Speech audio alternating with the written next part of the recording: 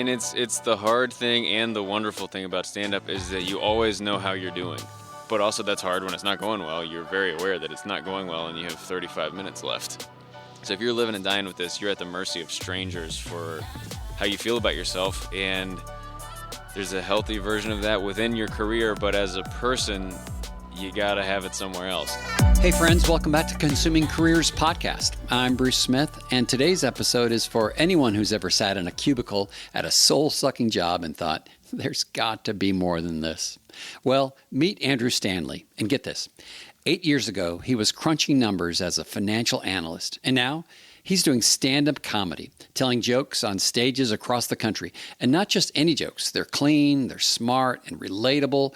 It's comedy that's earned him a spot among the South's funniest. And literally, he's won Search for the South's Funniest Accountant contest.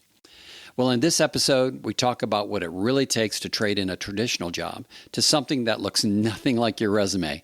From bombing at open mic nights to navigating self-doubt to preparing for his very first comedy special, Andrew opens up about his challenges, successes, and the dangers in the comedy world, and how faith and family have played a critical role in staying tethered to reality.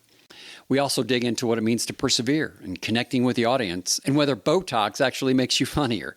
So wherever you are, on your commute, your lunch break, or just avoiding going back to that spreadsheet, join me at Piedmont Park in Atlanta, Georgia, for this inspiring and hilarious conversation with comedian Andrew Stanley. Let's get into it. Well, welcome back to Consuming Careers Podcast, and we are in Piedmont Park on a Friday midday. It's beautiful in the fall, and I've got, well, I'll just describe who I've got. Self-described as, I'm the perfect comedian for when your mother-in-law insists on coming to the bachelorette party. Andrew Stanley. Yeah, was that the caption on my post last week? It was. I pulled that off your Facebook post. Yeah. Which I thought was awesome.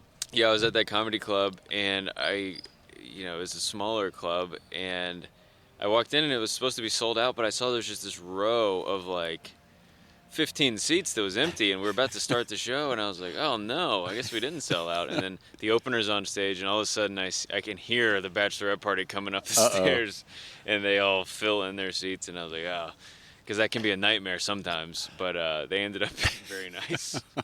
That's great. Yeah. I bet you've probably had some pretty crazy stand-up experiences with crazy audiences. Yeah, all the time. It's fun. Last night, it's crazy because you get to open for people in these extremely nice theaters, and it's like 2,500 people, and they're well behaved and laugh at everything.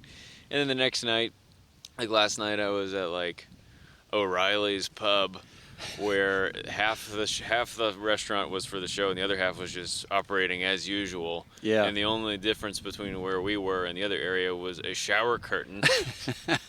So you're hearing the whole bar and people watching the games and stuff, and then you're trying to lock in on these people right here, and it's fun, but it's different. Yeah. You're just in different environments all the time, but those are the ones that make you better. Well, we got connected, I don't know, we started talking about 2 or 3 months ago. Because I had seen you, first I saw you at the 410 Bridge.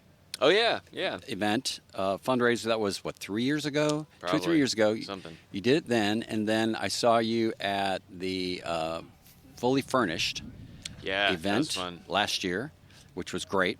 So I thought, you'd be great. You'd be a great guest on the podcast. You had to see me twice, which That's I right. I appreciate. You're like, all right, he did well, but that might have been a fluke. That's right. Saw him Let's again. give him another okay. try. He did okay twice. Let's get him on. It took the second time.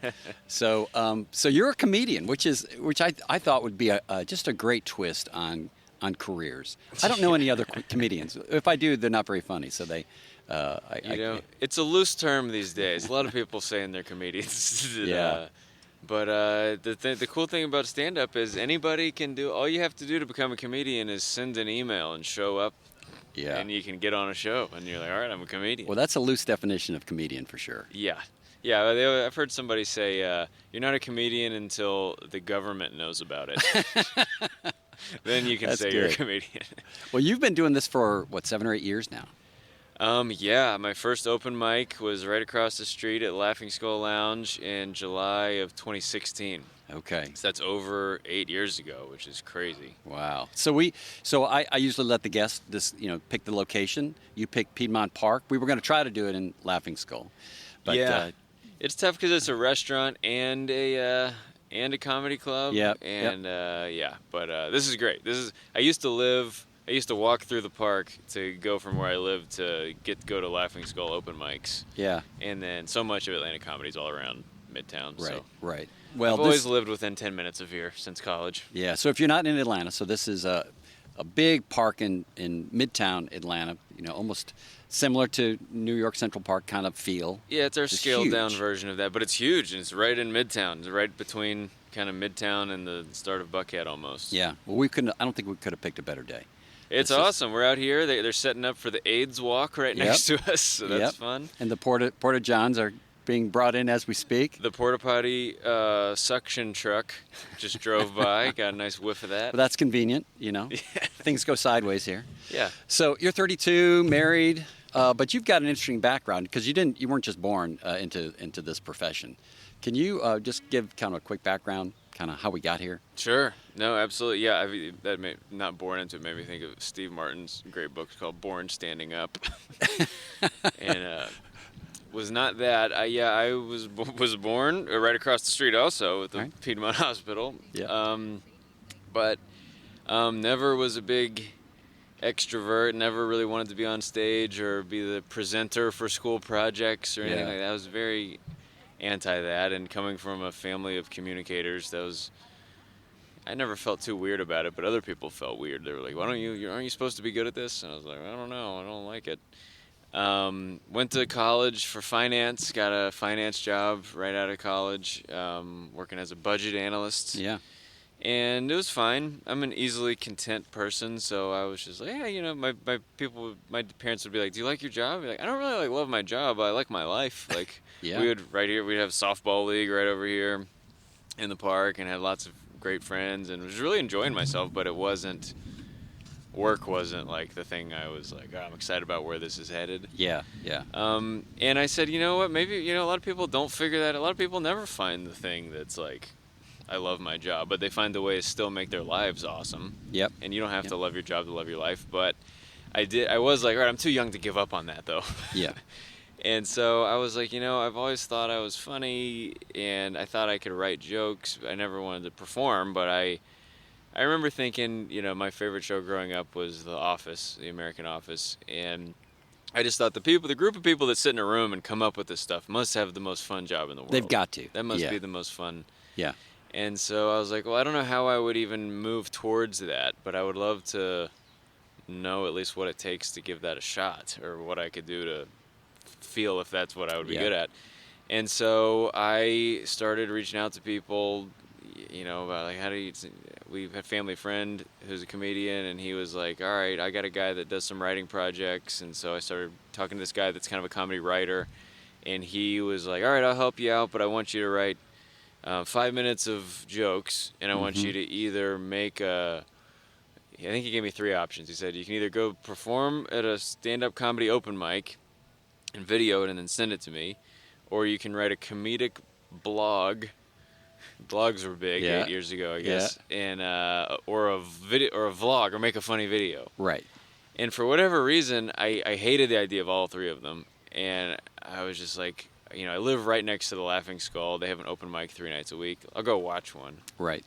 And so I walked over there with some friends one night, and we went and watched the open mic. And the open mic is about 24 comedians doing 4 or 5 minutes each. Yeah. And it's all you have to do to get on the show is sign up. Like, you just got to send an email and show up on time. No qualification. No quality control. And so I was very nervous. I mean, it's kind of a seedy bar. You walk past a big penis statue to get in the building. You got to do the ID. There's a welcome sign for you. There's pictures of women in lingerie, and I'm just like, this is so out of my element. But I went and we watched the open mic, and I remember being strangely comforted because I was just like, oh, I won't be the worst one. Yeah. Because it's just a lot of horrible stuff, and then also a lot of really amazing comedy that happens there too. So Really? you see the people that are professional comedians that are there trying new stuff, all the way down to people trying it for the first time. And I was just like, okay, I might not be good, but I won't be so bad that I'm the one people are talking about on the way home. Yeah, Which was my biggest fear, was being embarrassingly bad. Well, how did that first time go? Yeah, so I emailed Scott, the guy who was helping me with the writing stuff, back, and I said, all right, I'm going to do the open mic. I sent him an email, and there's a wait list for the open mic, so you get a date, and it's like 3 weeks away. So I'm like, all right, I got 3 weeks. I got to write 5 minutes of jokes. And so I would write stuff, and I'd send them to Scott, and he would give me good notes, and he would help me kind of know, like, a lot of stuff just to avoid. He'd be like, make sure you put the mic stand behind you when you walk up there, and hey, that joke is kind of funny, but it'd be funnier if you put this part at the beginning so they understand. He was just giving me good that's good. Some confidence going into my first time, certainly. And it went okay. I didn't want to tell anybody I was doing it because I didn't want a bunch of people I know to show up. Yeah. Which is a mistake a lot of new comedians make. They start inviting everybody when you're going to be the worst you've ever been. And so I remember I lived right over here. I live with two of my best friends, and I told them, I think the day of, I said, hey, by the way, I'm doing open mic comedy tonight. And they're like, what? I just didn't want them to have time to invite people. Right. I was like, you guys can come. Actually, I'm going over there right now. Don't invite anybody. Yeah, no time to invite anyone else. So they came, and it went okay. I was so nervous, I couldn't even really remember it afterwards. It was almost like a conscious blackout. And I remember being like, okay, I got a couple laughs, and I did stuff out of order because I was so nervous. Yeah. But I did it. I got a couple laughs. But I remember thinking like, oh, I think I can do better than that. Like, I think I did okay. I got it the first one out of the way, but I think I want to try it again and do the jokes the way I meant to do them. And so then I signed right back up, and I just kind of kept doing it, and it got better, more fun every time. You start to meet other comedians, and you hear like, oh, there's other shows, where are those? And you start going to those, and wow, it just kind of turns into a sickness. Yeah, that's great. All of a sudden, every night after work, I'm going, whether I'm on the show or not, I'm going to a comedy show to either watch or hopefully get 5 minutes or just submerging into it. Yeah. Spiraled into a career. Wow. Well, you were doing like accounting and finance before that. Yeah, which is a great job to have if you live in a city with a good comedy scene. It's not a very funny job, though. No, but you got a lot of time to sit there and think about stuff. And just from a time perspective, like all my friends who worked in restaurants to do stand-up, it was hard because they'd be like, oh, I got to work, the dinner shift, and that's when all the shows are going on. But I'm like, I'm done at 5 o'clock most days. Yeah. I can get to all the shows. Yeah. So having a day job like that is not bad for stand-up, other than that you're tired in the mornings a lot. Right. But it was a good balance, and I did both for over, about 2.5 years. I was doing daytime, going to my cubicle, and at night going to do shows, and got to where I was using all my vacation days to go travel and do shows, and so it was good. I did both for a good season. It's quite a contrast, though. Certainly. Finance and comedy. So I don't know if we talked about this, but I went to school, and I'm a CPA, recovering CPA, okay, right? Great. So I came out of that, but I don't ever remember going to a client with financials and saying, you're going to love this. This is great. This is gonna kill you. But it was all very serious. Yeah, and I didn't really tell anyone at work that I was, because same thing. I didn't want people from work showing up to see me try new jokes, and I'm not very good. And but I signed up for a competition called Search for the South's Funniest Accountant. Yeah, that's like you said, Dan Erling, right? Yeah, do you know Dan? I've met Dan. Yeah, Dan's great awesome. guy. Yeah, they're great, and they do it. It's a big event. They do it for a nonprofit called Junior Achievement. Junior Achievement. Yep. And so it's a big fundraiser. I forget who told me about it. Somebody told me, hey, you should do this. You kind of got to be clean. You got to be in the finance accounting industry to even qualify. Yep. And I was like, great, I'll take all the stage time I can get. And they're like, the big show is at Center Stage Theater. It's like, there's going to be 600 people there. Yeah. I was like, oh, that sounds awesome. So how long had you been doing it when you did that? I was probably like 1 year in. 1 year, okay, all right. I'd probably been doing it for a year because that was 2017. So, yeah, it would have been summer of 17 or maybe winter of maybe a little over a year. Yeah. But I signed up for that, and their whole thing is, hey, like you said, there's this reputation that accountants and the finance industry have of being kind of humorless drones that are just kind of very matter of fact. And so they were kind of doing this as kind of a fun spin on that. And so I signed up for that, and I thought it was going to be like a bunch of comedians signing up for it. But I realized, no, it's me and a bunch of accountants that want to try stand-up. So I had a huge advantage. I'm like, I've been doing comedy for, 14 months or whatever. I've already got jokes that I can do. They've been doing it for 14 minutes. Yeah, so they did like, you kind of sign up, and I don't know how they do it now, but you go and you basically go to a comedy class like for a month or two leading up to the show, to where they kind of have a teacher that's helping people come up with their acts. And so I got there, and I won. Oh, wow. Because there's 7 of us, and I'm the only one that's really been doing stand-up. Oh, there's just 7. Okay. It was small, yeah, so it was smaller than I thought. There's not a lot of people that qualify to be the funny accountants. But it forced me to have to tell my work that I was doing stand-up, because their big thing was invite your whole office, because that's kind of a part of what we're doing here. Yep.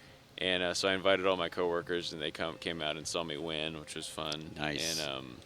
And that was a big thing. That was winning a competition, even no matter what it is, feels good. Gave me a lot of confidence, and that the grand prize was a weekend, all expenses paid trip to Vegas. Okay. So my brother and I went to Las Vegas for a weekend, and you're just like, how did this? I did an open mic one time. Now I'm going to Vegas with my brother, and all expenses paid. Every I have a lot of moments where I'm just like, how did this happen to me? How am I backstage at this show right now? I thought I just wanted to maybe write a TV show or something. Yeah. Well, I don't think I can't imagine you get into writing comedy without actually doing it. I mean, I don't know. It's one of those, living not in LA or New York, I think it's hard to just burst through into the comedy writing world. I mean, I know all the time there are, like anytime there's a new comedy TV show, especially if it's kind of a late night talk show type show that they do, they'll send out a casting call and say, hey, writers, send in your packets. And as a writer, you're supposed to have a packet with sketches and scripts and ideas, and kind of hey, here's the type of stuff I write. And so you can submit things that way. So if you prepare a portfolio, basically that's your comedy writing resume. That's kind of the way to break through. But to get on one of those shows, you normally have to already have representation or know somebody or have a connection. So you were doing both finance work, cubicle work, and comedy.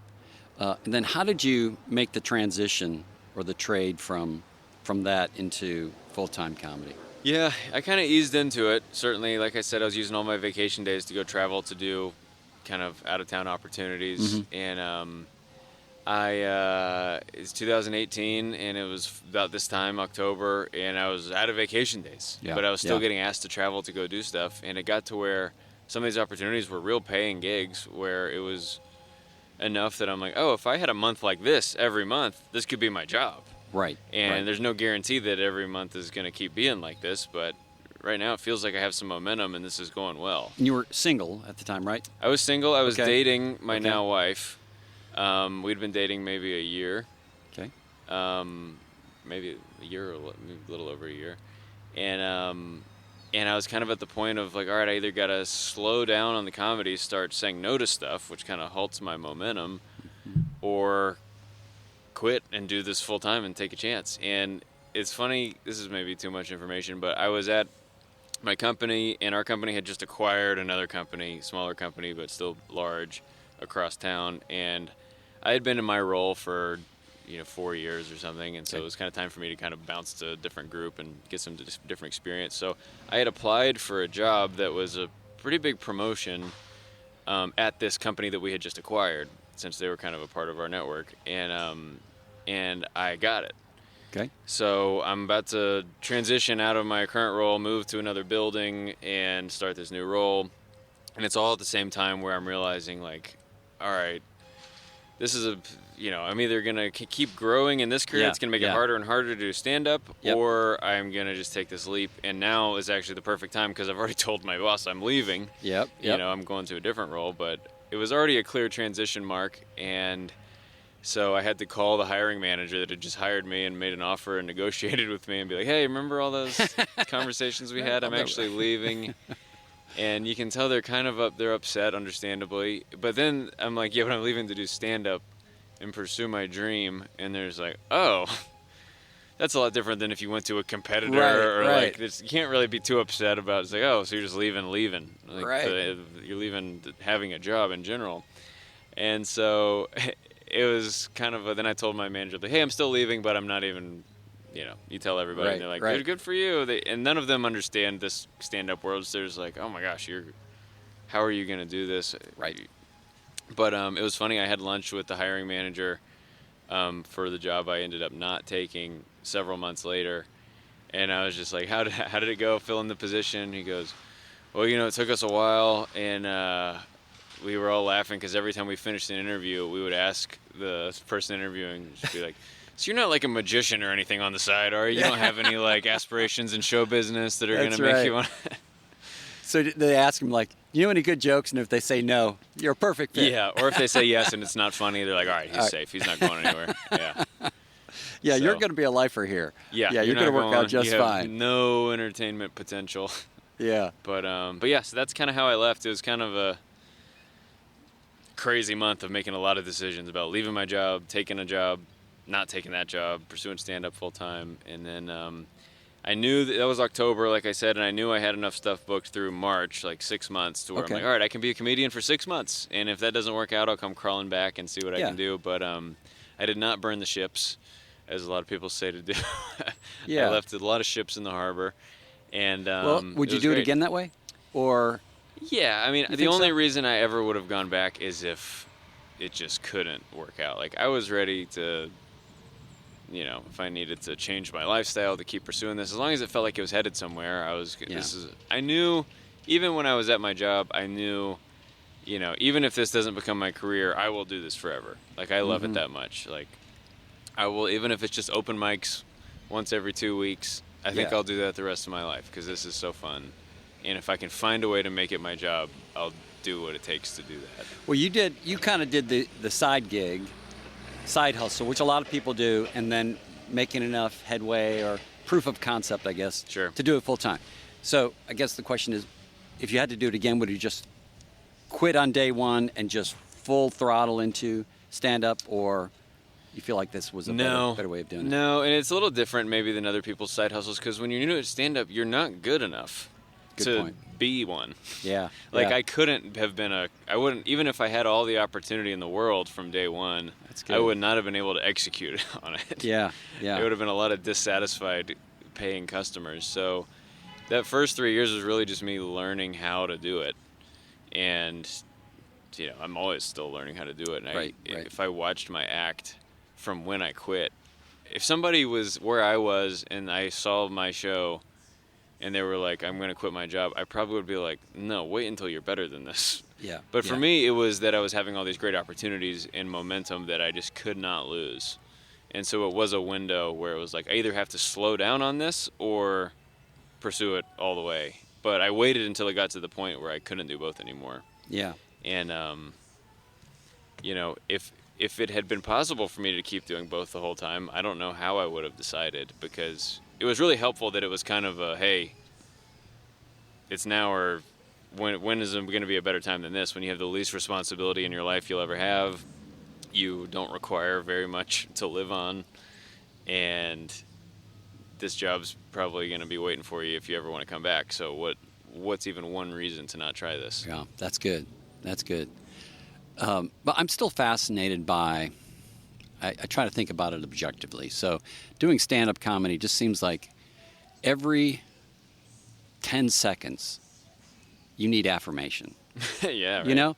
And so, like, if I've spoken publicly, but it might be for 20 minutes, and I'm getting nothing for 20 minutes, and I'm okay with that because at the end I'm going to be done with the story, and I might get some nods, and that's good enough. Yeah. But if my career depends on everything, I don't know, I might be striking a chord here, but that just seems very exposed. Like, you are out there, and it would take a certain amount of either confidence or craziness to do that on a daily, regular basis.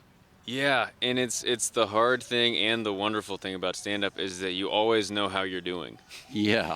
There's no wondering how it went. You had a tangible measurement of how it went, and it's laughter, or at least, response, and usually laughter is obviously the main one. So you always know exactly how you're doing. Wow. You always know what needs work and what's good already.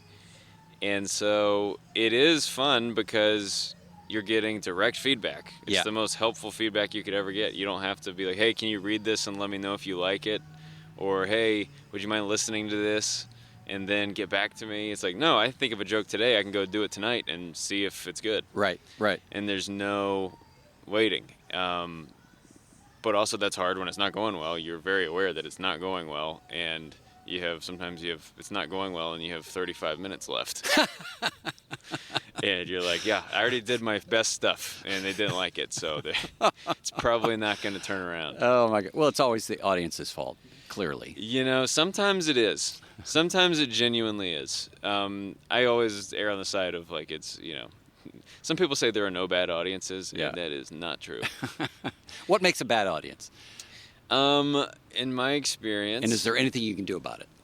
Yeah, there are things you can do about it. Certainly, you see really good comedians that can take an audience that is not good yet, and they figure out a way to turn them into a good audience. And that's not always possible, but there are people that are really good at that. And sometimes it's a group of people that, especially if it's like a corporate event or something that's not a comedy environment, where they just might not even really know about. They've never been to a stand-up show before. Yeah. Like, they don't know like what they're like. What trying to figure out what this is. Yeah. And so if you just get up there and just start going into your jokes, they're just like, this is just kind of a weird kind of talk. Mismatch. Yeah. Like, what is he talking? He's changing subjects a lot. Nate Bargatze said, if people don't know it's stand-up, it just sounds like a mean speech. That's right. And it's true. And so you have to know who you're talking to be like, oh, I think I need to ease them into this a little more. And some audiences just want you to talk to them. Yeah. And you try a couple jokes and it's not really doing anything. And then you're like, all right, let's get to know who's here. And you start talking to the audience. And it took me forever to have the courage to even be willing to do that. Because all of a sudden you go from your quote-unquote script to let's invite some chaos into this show. Right. But sometimes that's what it takes to unlock the crowd. And you can talk to them for a little while. They start laughing. They realize, oh, you're in the room with us. This isn't just you're pressing play on your material. And then you can kind of slip back into the material, and their shoulders are a little lower, and they're laughing a little more. But sometimes you try the crowd work, and you're like, oh, you don't like that either. Cool. All right. Well. Yeah, I mean, there's a lot of wisdom there. So I'm in a sales role now, and I'm meeting with clients all the time, and there's some wisdom around knowing your audience, right? Because everything we do at our firm is fantastic. Like, so I can just show up. We call it showing up and throwing up. So just give it all to them, and they're going to buy one of these things. But most of the time, it just falls flat until you kind of at least connect with them where they are, right? Mm-hmm. And so I think that's really applicable. So how do you, just getting over that fear, right? I just think about standing in front of, I think I could do that, but boy, just one or two shows of nobody laughing, I'm out, right? Yeah. So how do you wrestle with that? Where do you get kind of re-energized if you're on a kind of a flat cycle? Yeah, it's hard. And it's hardest when you start because you don't really have any jokes that are good. You have some that you think are good. At this point, I have jokes that I know. I have enough data to know these are good jokes that people like 95% of the time. This is a good joke for whatever audience. So it helps when you're like, all right, they didn't like the stuff that is proven to be good. Yep. So that's not so whatever else they don't laugh at is not a really great representation of the how good the material is. Yep.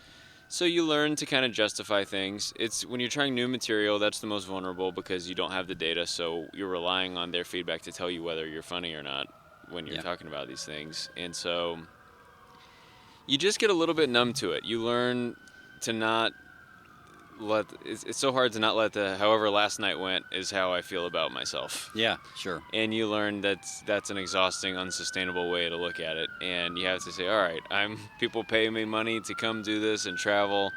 And no matter how bad last night might have gone, I am capable of this and I'm good at this. And maybe I could have done a better job getting that show to go well, but I can't make myself feel like incapable of this. Yeah. And the same thing where you have a show where it goes so well and you feel like you're the best comedian in the world. Right. Everybody wants pictures afterwards and selling t-shirts and You get all Instagram followers, and you're just like, I'm the best at this. Why am I not more famous? And you have to learn, hey, maybe that's not as real as this feels either. Yeah. And it's really somewhere in the middle, just like That's always. Good.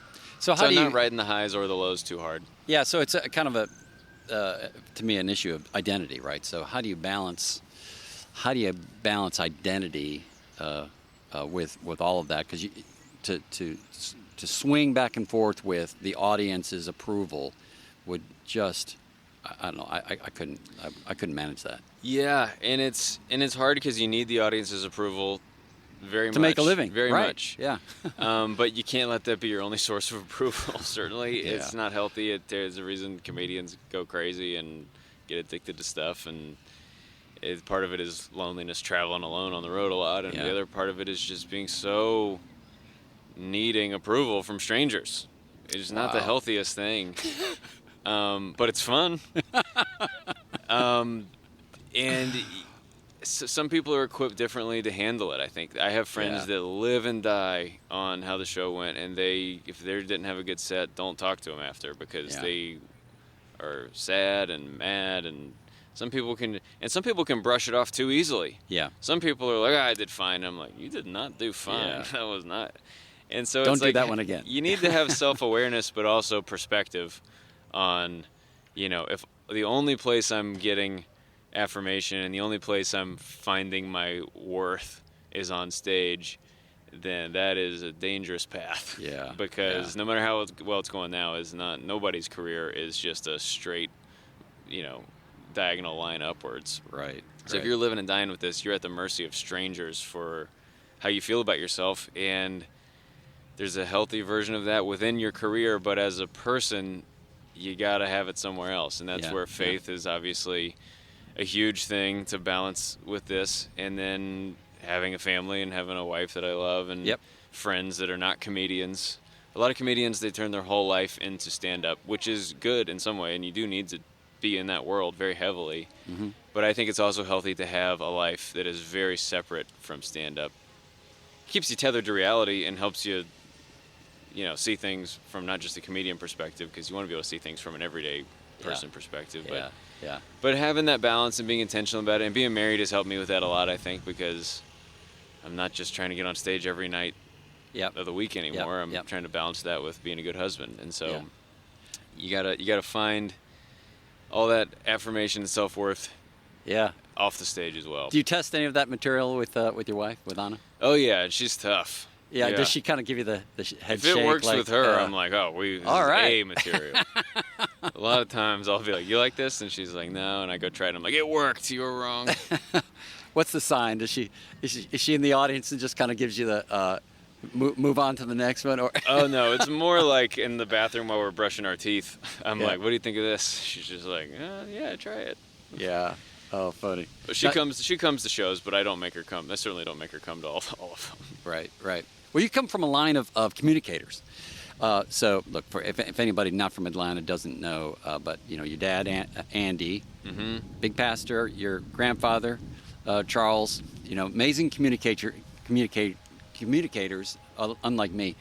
Globally, stumbling through the word great. communicators is fun. Yeah. How has that impacted or influenced or informed the way you communicate? How has that shaped the way you do comedy? Because you've called it a calling in an article I read in Atlanta Journal. Yeah, I'm not sure if I used that in the interview, but the word calling they interpreted it as you probably said leaning, and they said calling. You do those interviews sometimes. You're like, that's not exactly how I said that, but the word calling is so. I don't think I would use that word casually. Because I think there are people that really do feel called into their careers in a spiritual way, and I don't know that I felt this big call. Even my dad said, I remember when he wanted to be a pastor, he asked my granddad, he was like, hey, do you have to feel like a big call into this, or can you just kind of volunteer? And my granddad was like, I think it'd be fine if you just volunteered. And my dad was like, cool, because I never felt like this big moment where I'm like, God told me I got to be a preacher, and now I have permission to pursue this. And calling, some people feel that and some people never do, but they still end up in the right place. And so, I don't know, I never felt like a big, oh my gosh, this is what I'm called to do. but I know that I think it got put into me, the ability and the desire and the love of comedy to do this. Yeah. And so Yeah. to me, that's kind of the calling, I guess, if I had to say I had one, is just the aptitude, the opportunity, and the how much I enjoy it. Yep. But I forget the question. Oh, you asked how them being speakers kind of influenced me. Sure.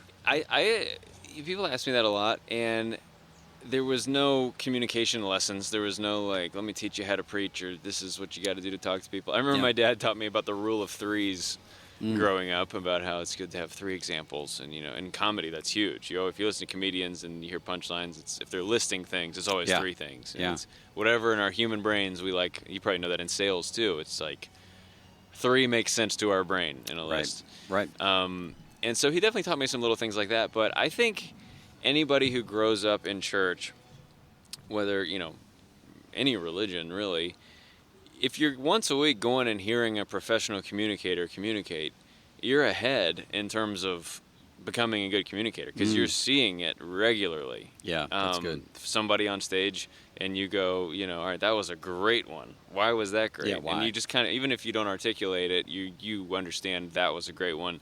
That one was okay. That one, that's guest speaker clearly didn't understand this room.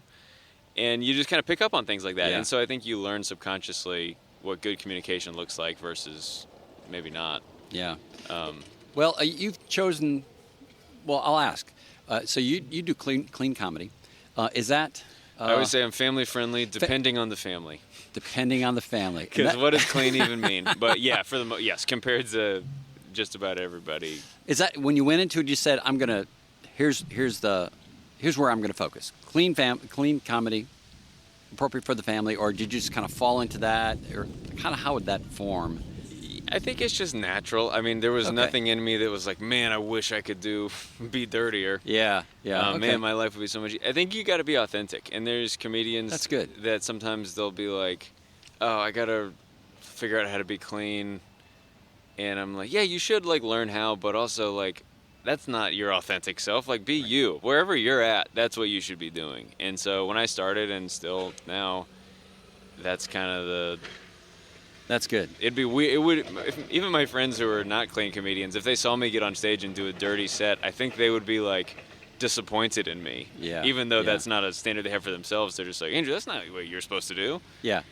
So it's definitely a decision, but it wasn't I got to stop myself from doing this thing that I want to do but shouldn't do. Yeah. It seems to be pretty popular. I mean, just that whole genre of comedy. I mean, I really appreciate it. And somebody who can pull off really good, clean comedy. Well, there's so many people who are great at it now. Yeah. I think clean comedy used to be seen as kind of cheesy, and there's a reason why. A lot of it was and still can be, especially in the church comedy world. There's a stigma that oh, it's going to be cheesy, and if I'm a person that likes Bill Burr, I probably won't like the comedian my church hired. Right. But I think that's less true now than ever. I think people like Nate Bargatze, obviously, is the biggest comedian in the world right now. He's cleaner than me, probably. Yeah. And you got the Brian Regans, and there's, you could list them forever. Yeah. There's a lot of excellent comedians that are working clean that prove, being funny. You don't have to have the dirty stuff to be 10 out of 10 funny still. Yeah.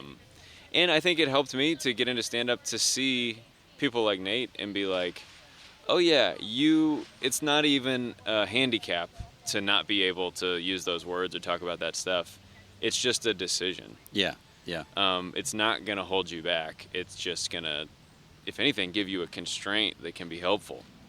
I remember that is one thing I've talked to my dad about how having constraints in creating things is so helpful. It's so much harder to sit down in front of my notebook and be like, all right, I need to write some jokes. What do I want to write a joke about? Right. Versus somebody saying, hey, Andrew, can you write me a script for this? It's golf, and this is the situation, and these are the characters. And I'm like, great, that's so much easier. Right. To have a constraint instead of just a blank page to write anything. So even working clean, it still leaves you a lot to talk about, but it is a constraint and helps you narrow your focus of all right, this is the type of stuff that I'm going to be excited. But that comes naturally for you, though. Yeah. So when you think about kind of writing comedy, and being funny, is that a skill that you had to learn and develop, or a talent that you think you were born with? Kind of, how do you think that plays out?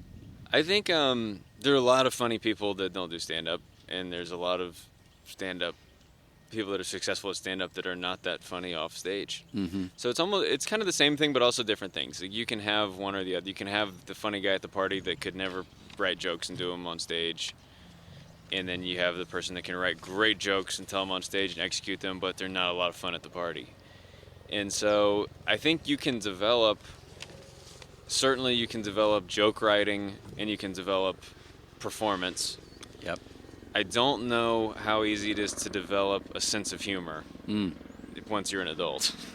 Yeah. Because if you don't, you have to have a good sense of humor to be able to do stand-up. And not everybody really has that strong of a sense of humor. Yeah. And maybe sense of humor isn't even the right description, but it's the closest I could think of. But there's some people that could not do it, no matter how hard they tried. I bet. So in a typical stand-up show, how much of it is reaction to audience, and how much is it kind of you've got your 30-minute deal to do? Yeah, for me, that's the hard part, I would think.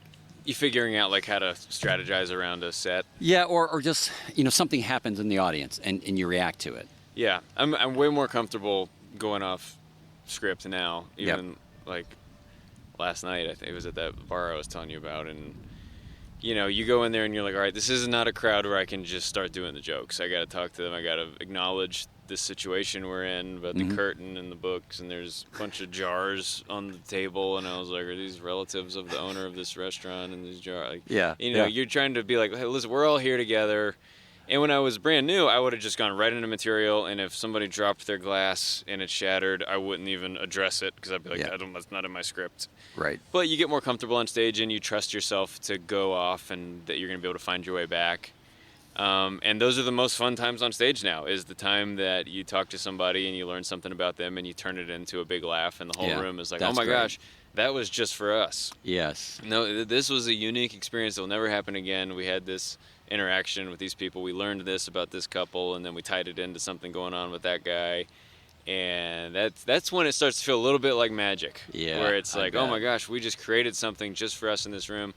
And then the material is great, and that's always the most important thing to me, and that's what is going to, make somebody's career, is having great jokes and executing them. And once you have fans and you're doing theaters, people are coming to hear you tell your new jokes. Right. But when you're coming up, you got to learn all these skills. You got to learn how to read the room, how to decide when to talk to them, when to work on the jokes, and it's fun, especially when I have a longer set. When I'm traveling around doing a full hour. Yep. I get bored up there just doing my jokes. I want to talk to some people and find places within the act to interact with the crowd. That's good. Yeah. That's never going to be 50% of my act, but I do enjoy that a lot, and I think it adds a lot to the show. Well, you think about any big comedian, like you go to see them, say Nate, which I love Nate.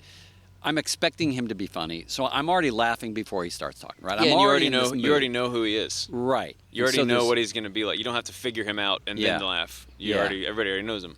But so, I got to think you go walk into rooms where people don't know you, and you've got to move the needle from zero, It depends. It depends because, if I'm the only comedian, you got to go up there and they have no idea what to expect usually, and you kind of got to prove pretty quick, oh, this guy's fun.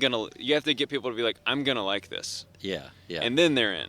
Yeah. But if it takes you too long for them to decide, hey, I'm going to like this, then they're kind of still deciding, and But if I'm on a showcase at the Laughing Skull, like I'll be Saturday, if I'm fifth on the lineup, and the first four comedians do great, the audience is like, this is a good show. All the comedians are going to be great. Even if I don't know this guy's name, I bet he's going to be great because look how good the other ones have been. Yeah, you got wind in the sails, and you're just blowing in. So how do you move move the rock from zero in a room?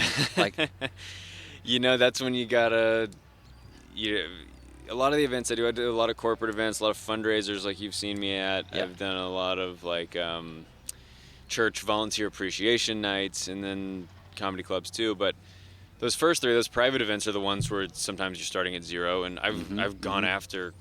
If they can set you up well, which helps, and if they do a good introduction and read some of my credits, and they have like a game before me. Everybody's Yeah. kind of already in a happy, laughing mood. Yeah. But I've gone after death announcements. Oh my I've gone gosh. after a discussion on fatherlessness in the community I was performing. It were like a Big Brother program, and this kid getting interviewed about this guy that stepped in, my and gosh. everybody's crying, and they're like, and now the comedian we hired. Ready, go. And then you're like, all right, well, I would love to talk about and then you got to find a way to make that funny, and you say, all right, I don't want to be disrespectful to the fatherlessness issue, but Right. I'm not going to not mention it. So you're like, thank you guys so much for having me. Thanks for honoring my my rider and my requests. I always like to go on stage after a discussion on a real issue in the community or whatever, and you acknowledge like, hey, isn't this a crazy thing for the comedian to be after? And Right. letting them know you're there helps. And then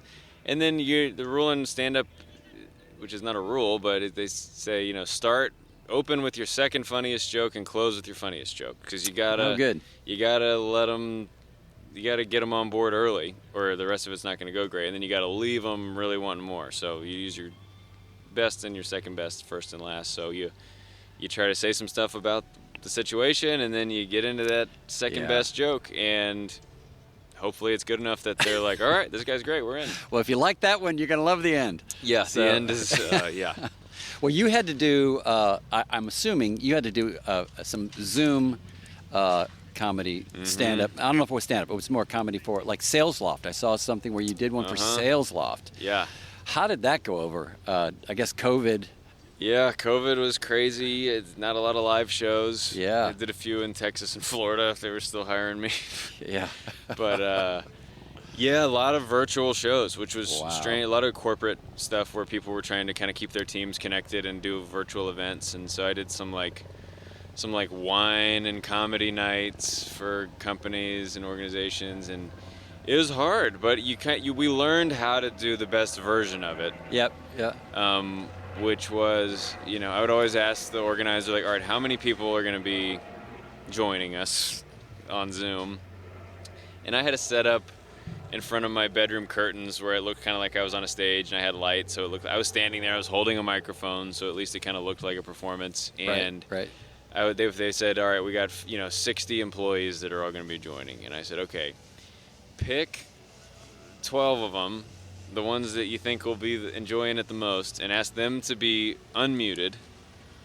Have somebody monitoring, so if there's a dog barking, somebody can go in and mute people if they need to. Yep. But let's not have 60 people's microphones on, but let's have 12 of them on, so that there still is that rhythm of joke, laugh, joke, laugh. Yeah, feedback. Because sure. if everybody's muted, it can't feel good for Yeah. anybody. Even if they're laughing at home, it just sounds like, and I don't know how long to pause. Because if people are laughing, you Gosh. pause as long as it takes them to Oh, finish that's so laughing, hard, and then you say the next thing. But and it was hard when there's a bad connection, because you'd say the joke, no one really laughs, so you start the next line, and then you start hearing people laugh, and you're like, oh, y'all are still laughing from the last one. It speeds up and slows down. Yeah. So the timing of it was really difficult, but the best version of it was when we had between 8 and 15 people unmuted with good connections. Yeah. And it helped if I could see them. I would ask Okay. everybody, I said, if they're comfortable with it, let's have everybody turn their cameras on. Because then I can look around, and something that you can't do at a normal show, I could see everybody's name.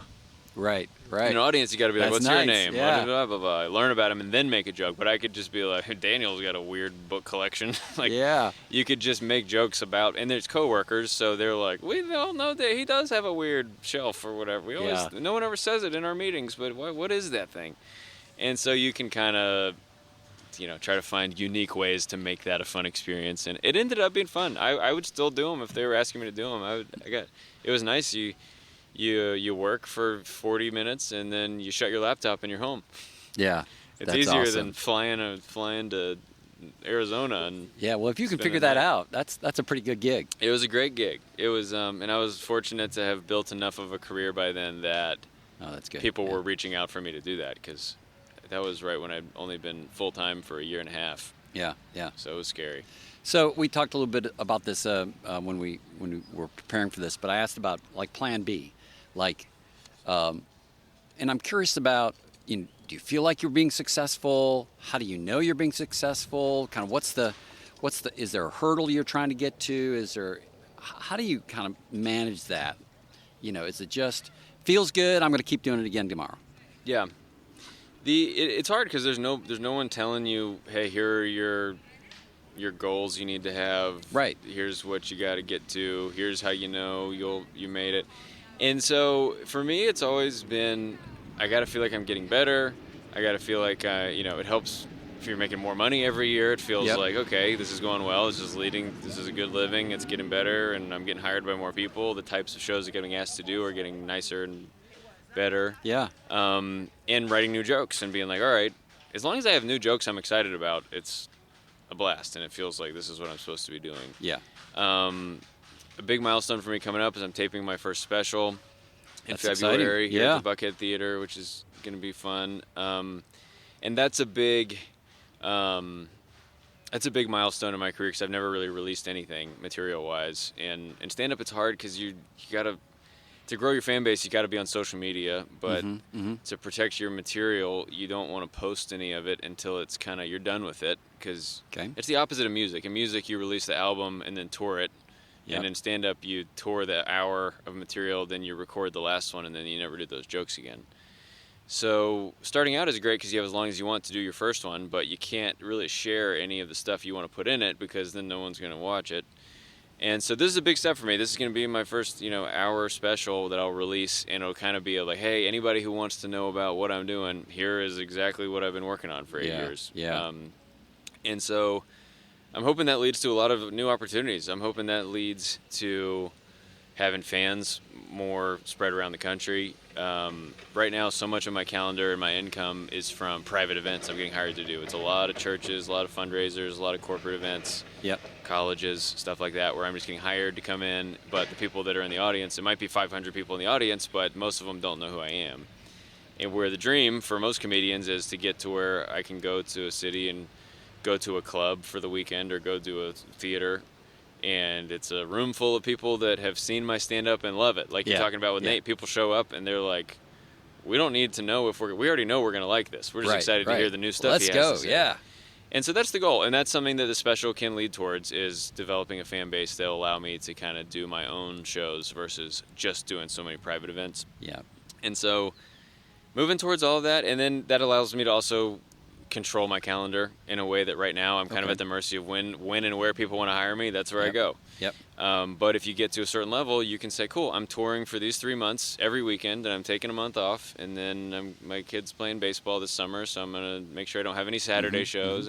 And I want to have that flexibility because I want to have a family. I want to be a good husband and a good dad. And so the goal for me, obviously it will feel great to have fans, but Nate has said it to me before, or at least I've heard him say it on a podcast, I don't know. But he's like, you get fans, you win, because you get to kind of do whatever you want. Once you have people that are excited for what you're doing, you get to kind of call your own shots. And so that's the big goal, because that gives me, I think, a better life and and it's just the most fun version of this. Yeah, I bet. So, I bet. And it's fun. I get to go open for my friends like John Christ and Kathleen Madigan and Leanne Morgan, and nice. And I get to see what that's like. Because they're doing that. They are on their own tour. They're selling tickets, and they get to bring their friends with them to open. And it's a fun. Oh my gosh! It's a fun time. That must be awesome. And it's the best version of this. And so, as long as I feel like I'm moving towards that, then I feel great about the trajectory. Yeah. Well, you said something, and this really struck a chord with me. In another AJC article, it says, unlike musicians who make an album and go on tour comedy. In comedy, nobody wants to buy tickets to hear jokes they've heard before. Yeah. So that puts a whole different spin. Because, dude, I've been going to Journey. You hear the same songs. You get mad if they play something else. That's right. Don't play the new stuff. I want the old stuff. Well, musicians have the opposite frustration. They go, I wish people would let us do our new stuff we're excited about. And comedians are like, they need me to do another hour of new stuff. And I wish I could just go do my greatest hits. But I think I've always been told, in comedy, those are the rules. And as an artist, throw up every time I call myself that. But as kind of, you're creating jokes and you kind of are. And you do want to be creating new stuff. And it is fun that you need to be creating new stuff for your career to grow. Yeah. But I also think that audiences do like hearing the same jokes again. But what makes sense to me, and I forget who told me this, they said, if you do a tour and it goes great, and then you come back and tour those same cities and you kind of do the same hour, no one at the show will be disappointed. They will still have a great time and they'll laugh, but they will not buy tickets a third time. Good point. Because they'll say, yeah, we saw him twice. He was awesome, and it was the same. So why would we, if you know it's going to be the same thing, even if you would enjoy it a third time, you're not going to go out of your way to go to that again. Right. So it's like you can do it twice in the same city, but it's just not going to be a great opportunity for a third time. And that makes sense. That's what makes the most sense to me, is that they enjoy hearing it again, but they're not going to be like with you for your whole career, wanting to hear you every time you come to town. Yep. Okay. So if it sounds like, the future's bright for you. You've got a lot of runway left. You've got wind in the sails. You're got some great gigs. You're funny, which is good. That comes in handy, right? If you're going to do this. So, do you even think about what that next chapter looks like? I mean, do you see a day where you kind of shift to writing, or maybe acting, or just kind of anything that is kind of out in the future? Yeah, I'm open to all of that stuff. I really enjoy the writing stuff. I do some small projects now. I get hired by groups to write scripts and that type of stuff. I always enjoy that, and it's nice to be able to work from home instead of traveling, especially now that I'm married. The acting stuff, I've learned I can kind of play myself, but not a lot beyond that. Yeah. And I enjoy it. And if there were opportunities that came for that, I would love it. Most of my aspirations and big goals are all within stand-up right now, at least. But I like all that stuff, and I'm open to it. And a lot of comedians look at that as like, yeah, I do acting, so more people will know about me, so they'll come to my shows. And I do, this other stuff is great and fun, but it's all kind of pointed back towards my stand-up career, because that's where what I love to do. So that's great. I'll do anything that helps the stand-up career. Yeah, it sounds like you can do it just for the rest of your life. I hope so. Well, I think even if I have to get another job one day, I'll still do stand-up. Yeah. Which is a great barometer of if you're passionate about what you do. I think is like I would do this for free if I had to. That's great. And that's great. It's not lost on me that is a privilege and it's not something everybody gets to have. Because for the longest time, I remember praying my whole life. One of the prayers my dad taught me was pray for God to show you His will for your life, and I would pray that every night. And even in college, I'd be, Lord, please show me your will for my life. I don't know. I never felt like I was really getting a strong answer to that. So I just kind of kept being like, all right, no strong answer. I guess I'll get a finance degree that feels flexible. Yeah. And then, okay, graduated, no strong feeling, so I guess I'll just get a stable job. Yeah. And then it wasn't until I started doing stand-up where I started to feel like, oh, this is what I'm supposed to do. Well, do you feel like you're integrating your faith and your work together in this, or are they separate? It's not like, because you're not doing a sermon, right? So, but do you see a way that you're kind of living out your faith doing comedy? Is that possible? And it is, I think it's possible, yeah. And, I think one of the cool things about what I get to do with these private events is I'm in churches all the time. Okay, yeah. I'm traveling the country, getting to experience all these different churches, all these different people. The West Coast, you learn different West Coast churches, East Coast churches, California, and, and it's fun to get to see in the United States of America how big the church is, and it's everywhere. And it's really been cool for my faith to have this big perspective on what church in our country is. Yeah. I've gone to black churches. I've been the only, and I'm just like, oh, this is great. When would I have done this if I didn't have this job? Like, what a cool thing to experience. And so that's great. I think that, having my standards for what I talk about on stage does, even if I'm not up there doing an altar call, right. I think that for some people it probably leaves an impression, be like, okay, Andrew's a Christian guy. He talks about it on stage. He's not talking about it in a way of like, come on, guys, join me. Right. But I let it be known. And it's I talk about being a preacher's kid a lot, and I like to think that's for some people, even other comedians, I might be their only Christian friend. Wow. Okay. And then and there's been times where people come up to me and be like, "Hey, can I ask you a question about this?" And I just want to understand kind of what you're, what's hell? I'm just like, all right, it's a big question.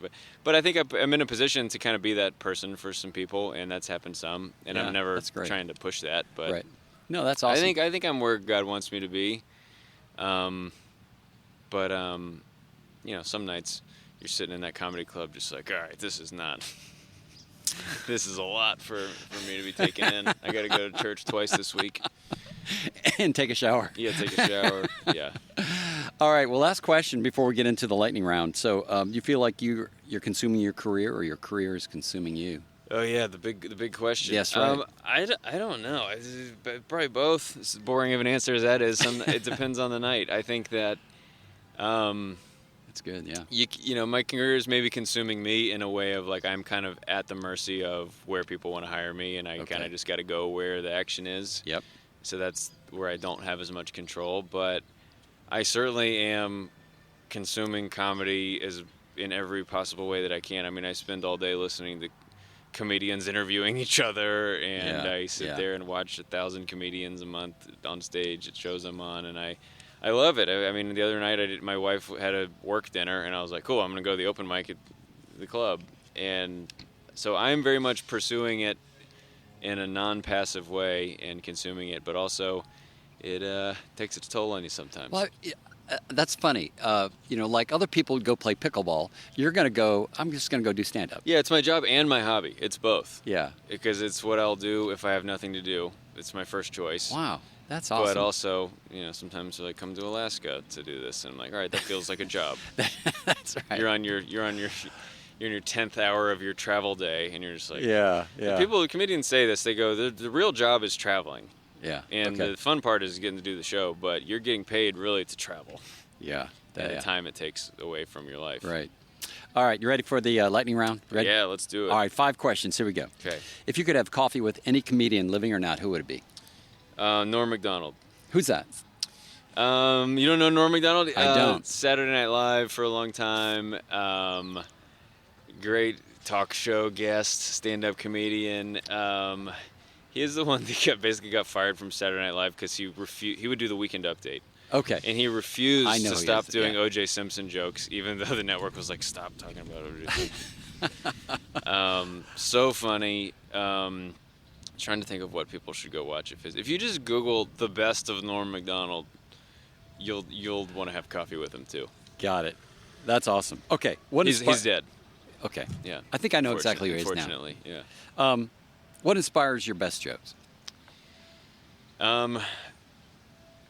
Stories from our family, whether it's growing up or my wife doing something now. Yeah.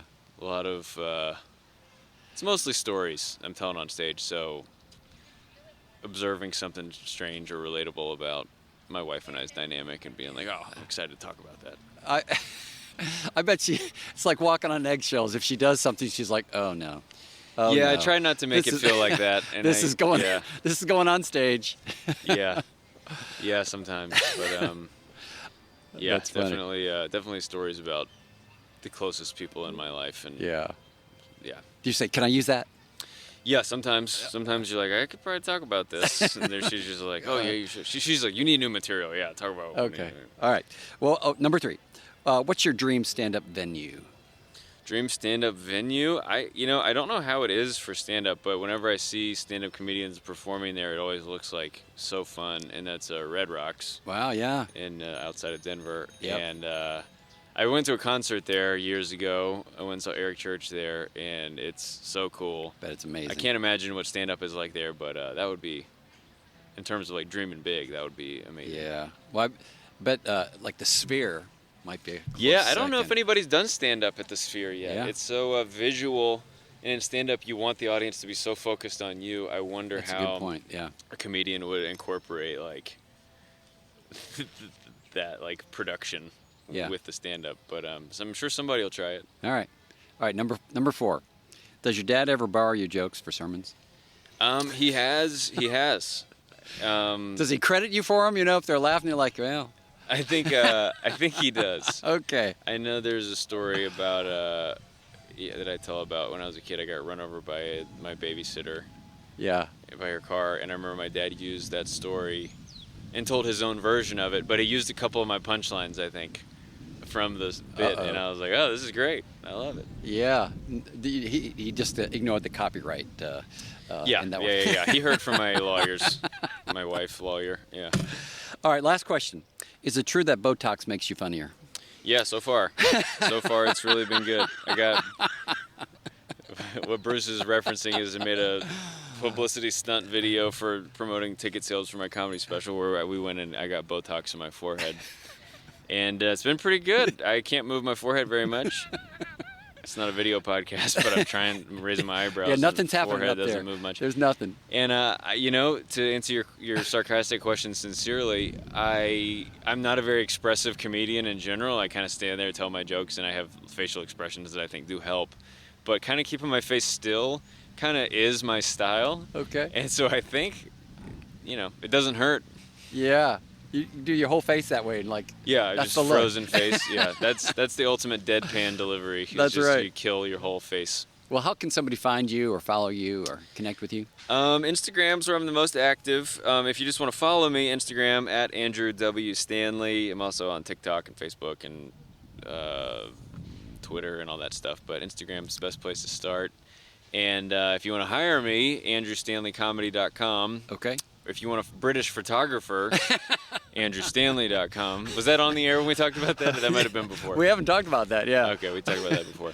But yeah, andrewstanleycomedy.com has got videos and testimonials and a place where you can email me directly. Oh, that's great. Andrew, I really appreciate you taking the time to do this. I'm glad we got it worked out. Me too. Thanks for having me. Thanks for being flexible with the schedule. And yeah, this has been wonderful. And it's just a great day. I would just come sit out here even if I was alone. This is a beautiful day. So you've got the view of the whole park. I'm looking at these porta potties right over your shoulder. Yeah, I chose a better seat, I think.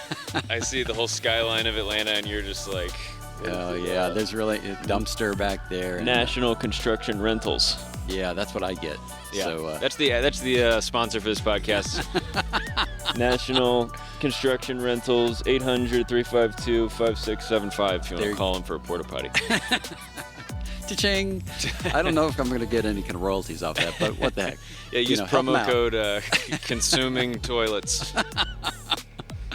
That's great. Well, listen, have a great weekend. Thanks for joining me on this, and we'll see you soon. Thanks, Bruce.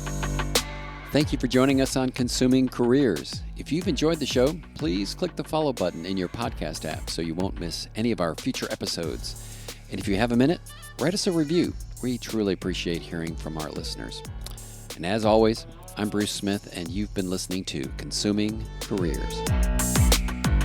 How many Andrew Stanleys can there be, right? Yeah, well, I know of some. The Irish comedian, and there's a British photographer who is delightful. I only know him because he has andrewstanley.com. Oh, man. And so I reached out to him early on and was like, would you be interested in selling the domain? And he sent a very nice email. He was like, I'm not interested in selling it, but I watched some of your comedy. I think you're very funny. Wishing you the best. Not helpful. It's the most polite decline ever. And I was like, all right. Yeah, nice, but no. Yeah.